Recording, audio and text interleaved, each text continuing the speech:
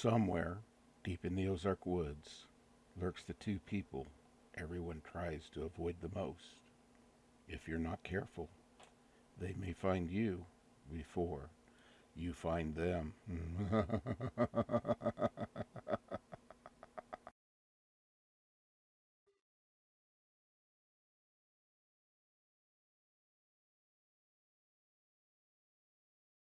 I remember this Sigourney Weaver in Alien when she was in her panties and a t-shirt. Oh man, ooh, I was in love.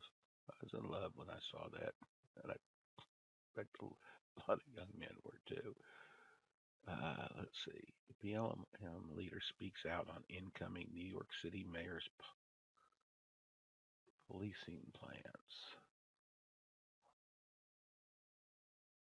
Let's see what this is all about, guys.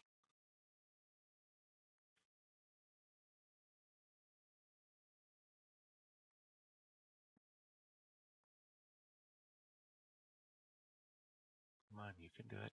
I got faith in you. That little squirrel's running really fast, getting that signal pushed on down here to my computer. Signal on you, man. We had a washer dryer at home.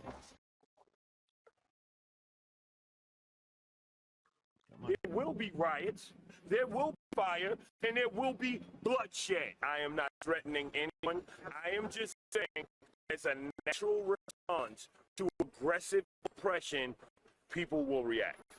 And so what he has done is he has just given his approval for it.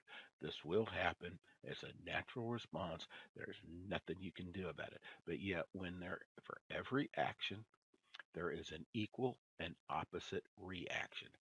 Basic physics, and if you look at it, it happens everywhere. This is a constant for everything that reacts with anything else. There will be an equal and opposite reaction to the original action. So he's saying, you change these laws and you start policing like this is going to be our response. Action, reaction. Their response becomes a new action. Then there will be a reaction from some direction that this reaction applies force to. Now, this reaction is intended to apply force to the police department or the policing system, the government, the authority, but it also applies pressure to other parts of the community. There are other parts of society, a part of the community that will feel some negative pressure put upon them by their reaction to law enforcement. So now they will react. Who are they going to react to? They are not going to react to law enforcement. They are going to react to the people that caused the problem, that put pressure on their life. And then now these people who have reacted to the policing policy and caused the burning and the mayhem and the bloodshed, now they're going to start screaming, foul, foul, you can't do that. You can't, you can't go out there and that's what the police forces do. The police forces set there and to monitor society, not you. Then what the fuck are you doing? Or you say, well, that's vigilante justice. You can't have vigilante justice. What do you think you're doing? Don't dish it out if you ain't willing to take it back. Okay, that's all I'm saying. Don't dish it out if you ain't willing to take it back. Don't do the crime if you can't do the time. Black Lives Matter of Greater New York co-founder Hawk Newsom last month. I'm gonna have to get me a whiteboard. When I go into teacher mode, I might turn that over there into a whiteboard. I can spin the camera around and draw because I got a lot of diagrams I want to show you kids on stuff. And it needs to be done on a whiteboard instead of me with a piece of paper and trying to do it. Do it on a whiteboard, like we used to do in school, or come up with a slideshow what do we call those? Anyway, yeah. Let me get back. I'm getting on. You get me down a rabbit. Why do you do that? Why do you suck me down these rabbit holes? Come on, guys, keep me on track. That's what you're here for. You're supposed to keep me focused. Actually, that's what grandma's for. Keep me socially centered. Keep me on track. Keep me focused. Because it's like she laughs. She says, when I'm out in the field, I'll be hyper focused on this, and I'll be following this stream and looking at rocks, or looking for arrowheads, or prospecting for minerals, or fossils or whatever. And then all of a sudden there'll be a school of minnows, and ooh, minnows, ooh, butterfly.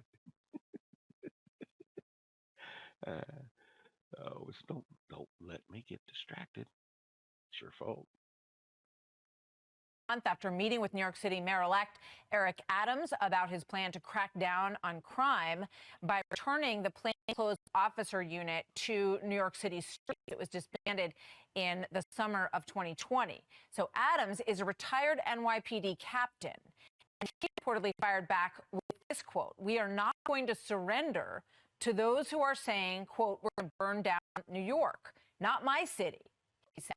Pete Hegseth is standing by with his response. But first, let me bring in Hawk Newsome to respond to that. Hawk, thank you very much for being here. When you listen to the words of Eric Adams, I know we covered the meeting that you had with him not long ago. What goes through your mind? What's your response to him on that? Well, the mayor is engaging in a political circus, and my parents didn't raise a clown. So I'm not here to play these circus-type political games with him. I'll say this. The mayor took a trip to Africa, which wasn't covered by the press. His appointees wasn't covered by the press. So he threw my name out there so he can get in the media. Look at what happened after we engaged in this back and forth. He was on Colbert. He was on Anderson Cooper. He was on Bill Maher. I made him famous, right, for this spat we had. And if the mayor truly cared about what's best for the city, he would have talked about the things we agreed upon in that meeting. But he didn't want to discuss that, Martha. Here's what he says. He says he wants to bring the unit back. Listen to what he said. I was elected, and this is what I ran on, and I'm going to follow through on that because that's what the people of New York City have asked me to do. Watch this. I said I was going to reinstitute anti-gun unit in plain clothes. Both voted on that. They're going to have their body cameras on every interaction. We're going to use precision policing to identify the gang members. We removed the precinct level plainclothes unit. That was a bad decision. So since that unit was disbanded, we've seen homicides almost double in New York City. So he's saying, I want a safe city. And a lot of New Yorkers respond to that really positively. They want a safe city. They want to be able to go out in the streets. They don't want people breaking the windows and stealing stuff. They want to see children be safe on the streets. What is wrong with anything that he just said there? Well, here's the problem. The man does not have a plan. He's about to be the Yes, he does have a plan. He's going to put the anti-crime police unit back on the street. Wait. Can you listen? You listen? Are you going to yell? Are you going to let me make my point? You just talked. Don't do that. Right? Okay, don't do that. All right? Because I can interject and I can say, okay, you say he doesn't have a plan. Let me make a statement. Go ahead. Okay. I just let you go on about Africa and Cooper, who no one cares about. The things that he's saying, precision policing, focusing on gangs, these are all things that de Blasio said. Crime isn't just up in New York City, it's up around the country. So what is he going to do that's different other than talk? He wants the mayor. I'm telling you, he wants to put that unit back on the street. I spoke with a New York City detective. No, it's my turn now. I spoke with a New York City detective who said to me back in June of 2020. Let's take turns here, okay? I let you answer. Let me ask you a new question, and then I'm going to let you respond, okay? I spoke with a New York City detective when that unit was disbanded. He said, you mark my words. There are going to be kids dying. This is going to be really bad. Let me put up on the screen. 21 children have been killed in the streets of New York, mostly in gang violence. The purpose of this unit that he wants to put back on the street, this is his plan, you asked what his plan was to clean up illegal guns, violence, and hard drugs on the street. So I'm asking you, what is wrong with putting this unit back on the street if it keeps children of New York City and adults safer? Okay. We buffering or are we going to a commercial? Come on.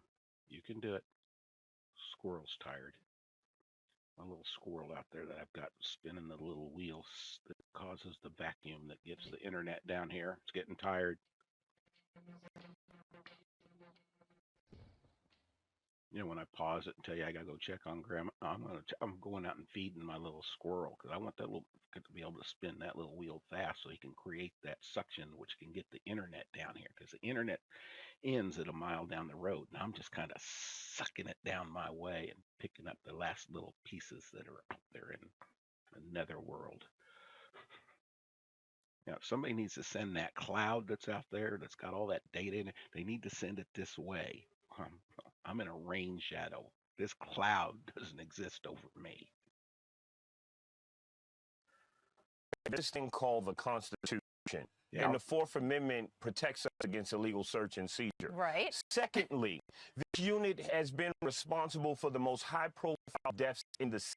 He isn't saying what he's going to do differently. For your journalistic integrity, just answer the right questions. What is his actual plan?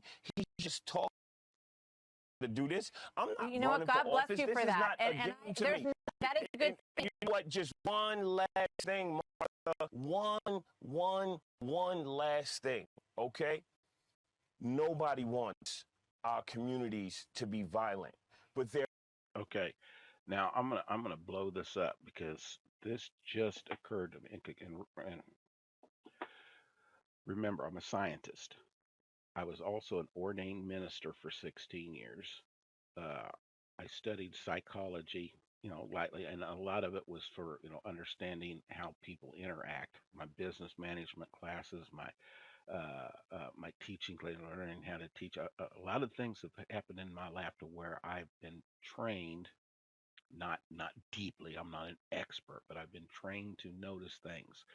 So this is what I want you to notice. And I think this is on purpose. If he did not plan this, this was at least subconsciously. Let me pull this up bigger so you can see it. I want you to notice how this man is dressed. If it was not for the fact that you saw his black face and his black hands, this is a Ku Klux Klan outfit. This is a KKK outfit. This is designed to incite terror. Basically, the way the Ku Klux Klan, which was the military arm, they were the military arm, the militant arm of the Democratic Party. That's what the Ku Klux, and they did this. You see this outfit, I should not have to speak to you. You should know that I'm right and that I'm coming after you. That's what this is designed for. So keep that. It was the same way when the Democrats took over and the squad got elected and everything, and all of them showed up in white at Congress. It was the same freaking thing. The Democrats were showing this is the sign of solidarity for the Democratic Party is the Ku Klux Klan white robe and white hoodie, white hat. He just doesn't have it covering his face. That is the only difference here. And if you, I hope you kids notice this, but anybody else that's watching this offhandedly just to see Grandpa acting like an idiot, if you don't notice this kind of stuff, you need to start noticing it. Let me shrink this back down.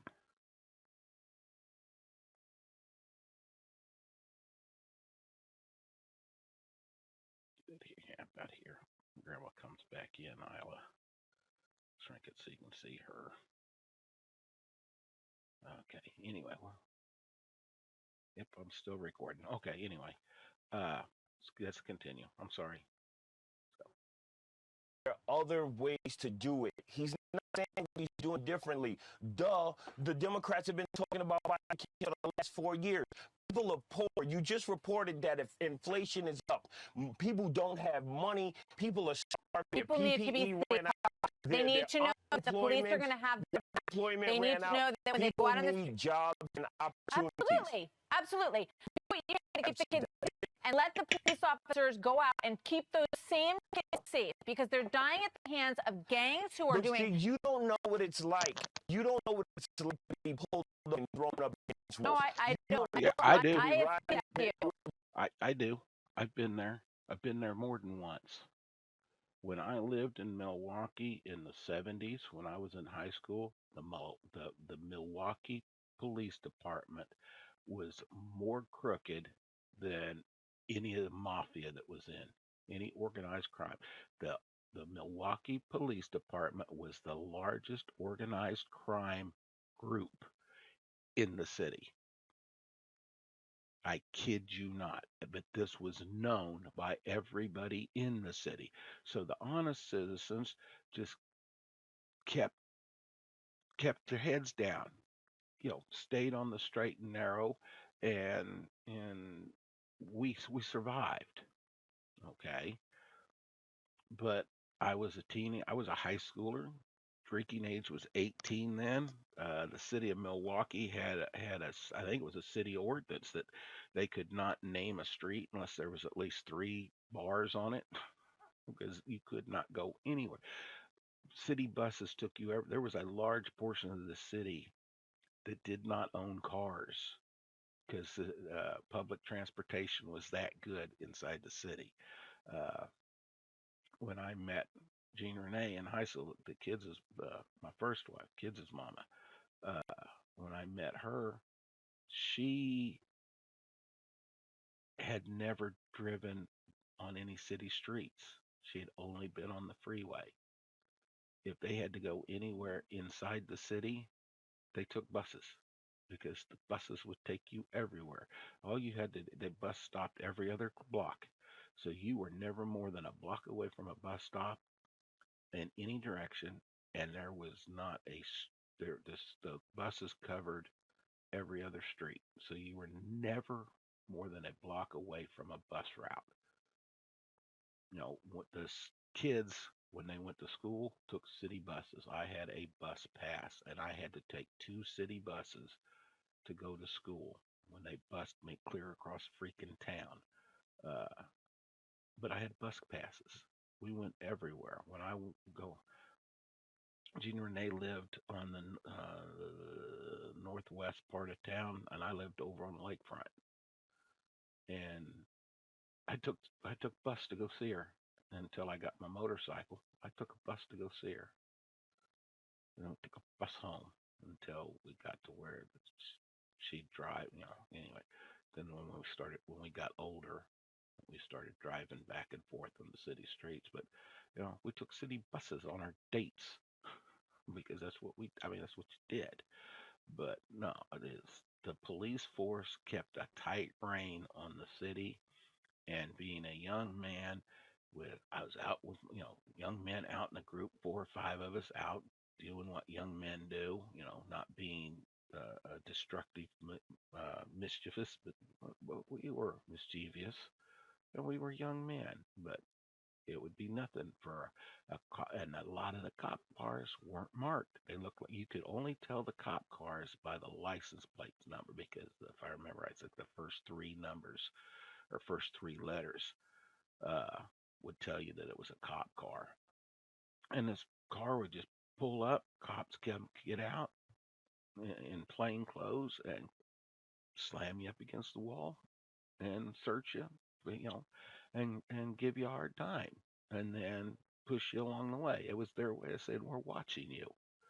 Did we think it wasn't right then? No, we thought it was. This isn't right. But I look at it now.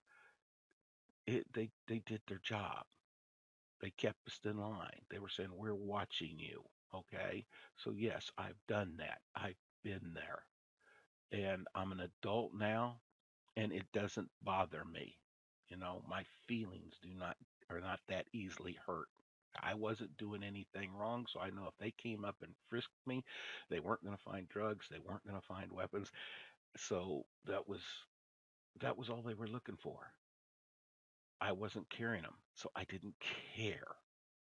I knew as long as I did not carry them, that when I got stopped, and when I got frisked because I was within the profile group that they were keeping an eye on, young men, didn't matter if we were white or black, young men between the ages of 16 and 28, you knew that you had a high probability at any day, if you were out after 10 o'clock, you were probably going to get stopped and searched at least once that night. There was a high probability of it. It was an accepted part of life, just like stop signs and streetlights. Accepted part of life. I hold the right that when my children were in my house and I was in charge of them, I had the right at any one time to grab any of one of my children and search them to make sure that they weren't carrying paraphernalia or sneaking cookies out of the kitchen or anything else that they shouldn't have had. I had that right because I was the authority. And my kids knew that as long as they weren't doing something that they shouldn't, then nobody got in trouble.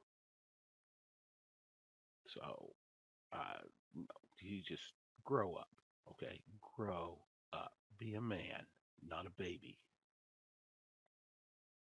Good for you for the work that you're doing about poverty, but you have to have both sides. They can't protect them. Even in cities where these precincts weren't defunded, crime is up. How do you explain that? Crime is up in the country. Because we got people like you that are ranting and raving about bullshit. You're causing problems. You're wanting to protect the other people of your little esoteric group that are causing problems. You can't police yourself. Your community, your group, your esoteric group, you need to police yourself, because if you cannot police yourself, then that you want to be part of society and the social norms. You want to be part of that. If you cannot police yourself, then society must police you to make sure that your little esoteric group fits within the established social norms of this society. Within the United States, you are expected to behave a certain way. There are established social norms. You must fit within those established social norms, or you will be chastised and you will be policed until you do. That's the simple fact of it. As long as you continue to rant and rave that you should not be held accountable to fit within these social norms, society will continue to police you, to force you to do so. You can rail against the night all that you want, but you've got to realize the night is greater than you are. Society as a whole is greater than you are.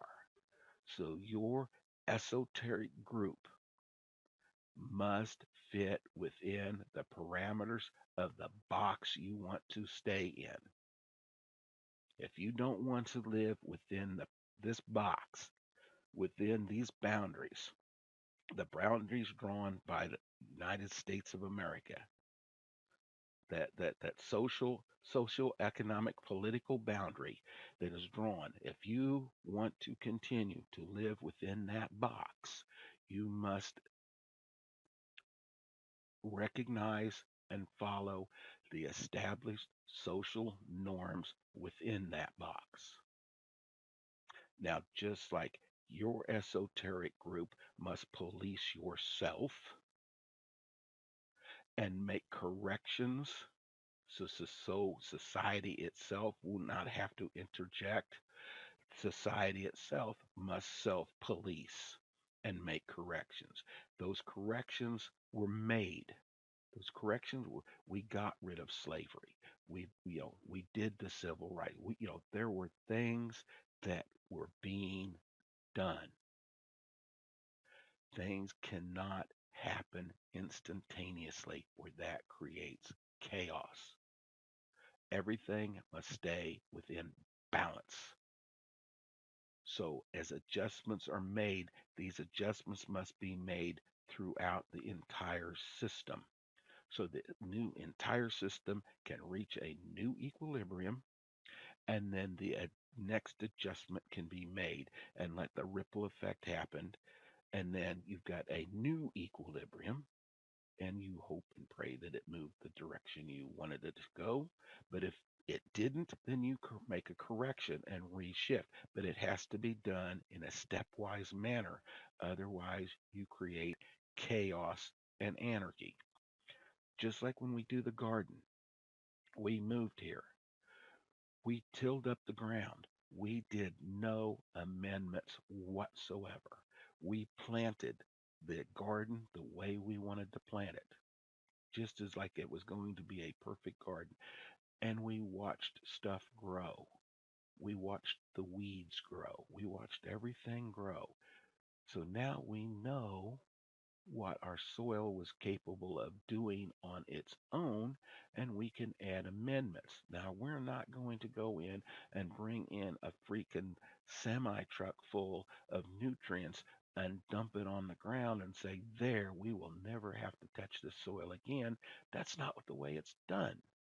You go in and you put in a little bit of nutrients, a little bit of amendments to amend the pH, you amend the nutrients of, the nitrogen, the phosphorus, you amend these things a little at a time so you do not shock the society, that little group, you don't shock the system and do more harm than good, because you don't want to destroy the stuff that's in the soil. You don't want to destroy the bacteria. You don't want to destroy the worms, the stuff that's making that soil a living organism. You don't want to shock that and throw that out of balance. You add the nutrients a little bit at a time, the amendments, whatever they are, a little at a time. You let the system adjust, and then you watch the productivity increase and your harvest increases. And then okay, that was good. We can continue on that track. We're doing it. We add a little bit more, or it may be the situation where, no, something happened. Maybe the amendments we put in changed the pH, which we didn't track, or something happened. But that's not what we wanted. That was not the response. The intention was good. Our studies and everything that we were equipped to do, without actually digging up a handful of dirt from each section of the garden where we wanted a different plant, and having it chemically analyzed at the lab at whatever $100 a test they want. No, we did it the old-fashioned way, the way my great grandparents or great great grandparents, the way it would have been done back in the day. We did it a little at a time to see what worked. Intentions were great. We didn't let it get out of hand. When you let it get out of hand, that's what Hitler had, all the best intentions in the world. It got out of hand. What you're wanting to do, you've got the best intentions in the world, but the way you're wanting to do it, you'll end up with World War III. You'll end up burning the soil. You will end up destroying society, because the way you're wanting to do it does not and cannot work. It physically cannot work. The system cannot handle it. And until you realize that, you're going to do nothing but cause problems. Yes, there needs to be amendments made. There needs to be changes made, but you have to do it a little at a time to see how those changes affect society as a whole. And then you can either continue down that road, or you can make an adjustment here or there. But when you yank something totally out and just, okay, you put in this amendment thinking that's going to help the soil, and all of a sudden that burns it or something, you can't just totally pull it out and say, okay, no, we got to stop that. You got to figure out, okay, what went wrong when we did this, because what we were doing should have worked. There was a variable that was unseen. We need to identify that variable, because that variable could affect everything else. down the road. So we need to identify that variable. And as if that variable is the problem, and that variable is what kept this from happening and made this amendment we made go down the wrong road, then if we change that variable and get it out, and that improves the system as a whole, because this was actually the negative, then the amendment that we were attempting to do does what it was supposed to do, and the garden flourishes. But you find out that this one little cancerous thing, whatever it was that was in the soil, this was the problem. And this is what caused the amendment that we added to veer off in the wrong direction and give us the unwanted and undesired results. If you're in a city, this one thing could be organized crime. You put in a task force to fight these other things, but it's not geared. You do not recognize the power and influence that organized crime is having on your city. You don't think it's as severe as it is or as all infiltrating. You think it's just isolated incidences, high profile or whatever. But you don't put all of this stuff together. But you find out that organized crime is what actually is the little cancer. You find that out later. But you put in this task force that's looking at fighting all of this little petty crime, and it keeps butting its head up against organized crime, not realizing that organized crime is there, and it's pushed off in the wrong direction. And there's action, reaction. These reactions are equal and opposite to this action, but because we do not know the source of this reactive point, this the source of the reaction, we do not recognize it. So we attribute that to all of these other things. And so then we try to, and we're fight, but until we find out that it's organized crime that's actually causing the problems, and then we can amend our approach to the problem and attack it directly, then that problem is solved. I know I've gotten off a tangent and it's probably gotten lost, but anyway, when you don't know what you're fighting,